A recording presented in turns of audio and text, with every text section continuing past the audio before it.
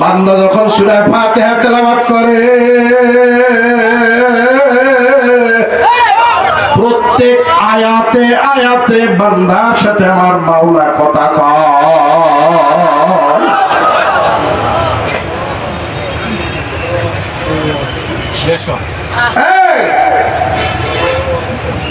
আলী রাদিয়াল্লাহু তাআলা যুদ্ধের ময়দানে গেছে, পায়ের গোড়ালি দিয়ে তীর ঢুকে গেছে। সাহাবায়ে কেরাম চেষ্টা করে বের করতে পারে না। আলী চিৎকার দেয়, আল্লাহর নবী ডাক দিয়ে কে আমার সাহাবীরা শোন, এইভাবে আলীর পায়ের গোড়ালির তীর বের করতে পারবি না।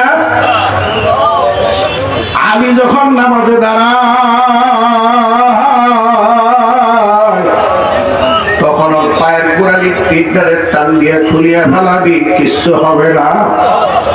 সত্যি যখন নামাজে দাঁড়াইছে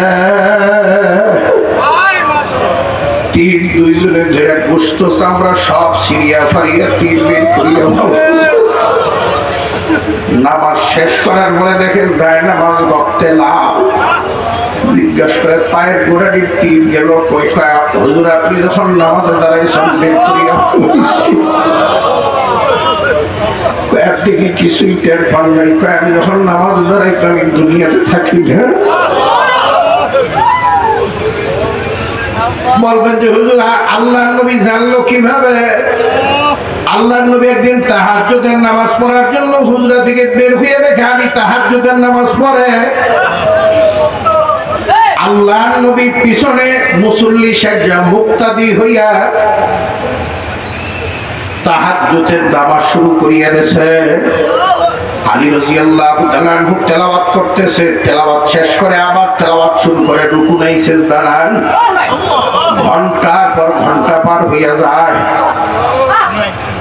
রুকু সিজদা নাই। তেলাওয়াত শেষ করে আবার শুরু থেকে তেলাওয়াত শুরু করে।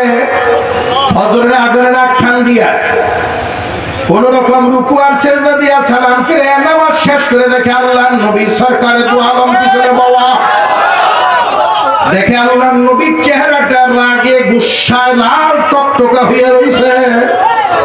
আলী রাদিয়াল্লাহু তাআলা ভয়ে থরকম্প অবস্থা কলিজা শুকিয়ে গেছে, পশম দাঁড়িয়ে গেছে।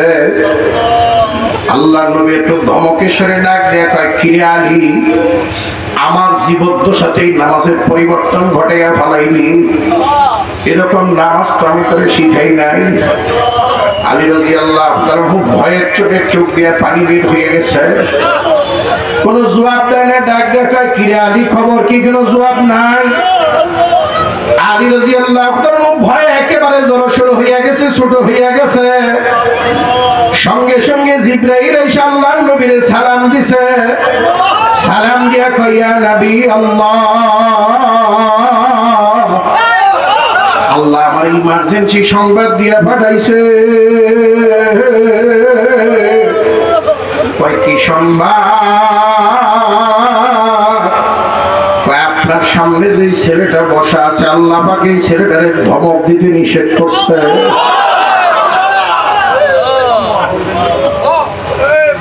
এই সংবাদ শোনার পরে নবী খুশি না বেজার? কথা কয় না, খুশি না বেজার? জিবরাইল ডাক দেয়া কয়, ইয়া নবী আল্লাহ, শুধু ধমক দিতে না করছে ব্যাপারটা তো তা না। আর কি? কয়, ইয়া নবী আল্লাহ, আল্লাহ পাক বলে দিছে আপনার সামনে যে ছেলেটা বয় ছেলেটার নাকি কোনো দোষ নাই, সব দোষ নাকি আমার মাওলা। আল্লাহর নবীর চোখ দিয়ে পানি এসে গেছে। আলীর দিকে তাকাই আল্লাহর নবী আর চোখের পানি ধরে রাখতে পারবে না। আলীর সাথে আল্লাহর সাথে কি গভীর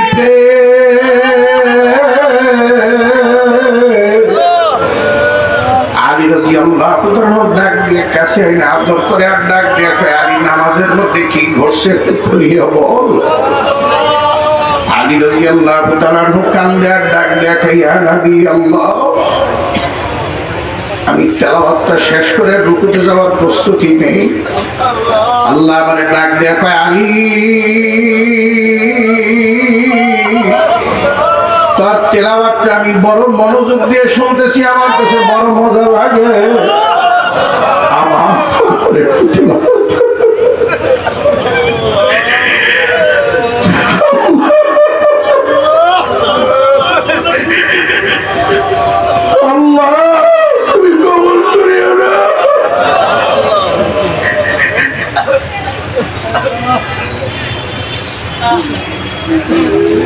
আল্লাহর বান্দারা, যুবক বাবারা, বুড়া বাবারা,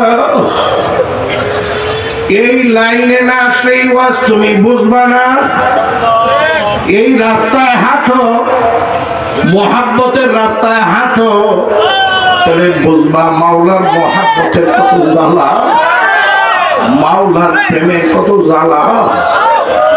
এ আল্লাহর বান্দারা, আলী রাদিয়াল্লাহু তাআলা বলে, ইয়া নবী আল্লাহ, আমি আবার তেলাওয়াত শেষ করার পরে রুকুতে যাব, এমন সময় আল্লাহ ডাক দেখে, আলী খবরদার রুকুতে যাবি না,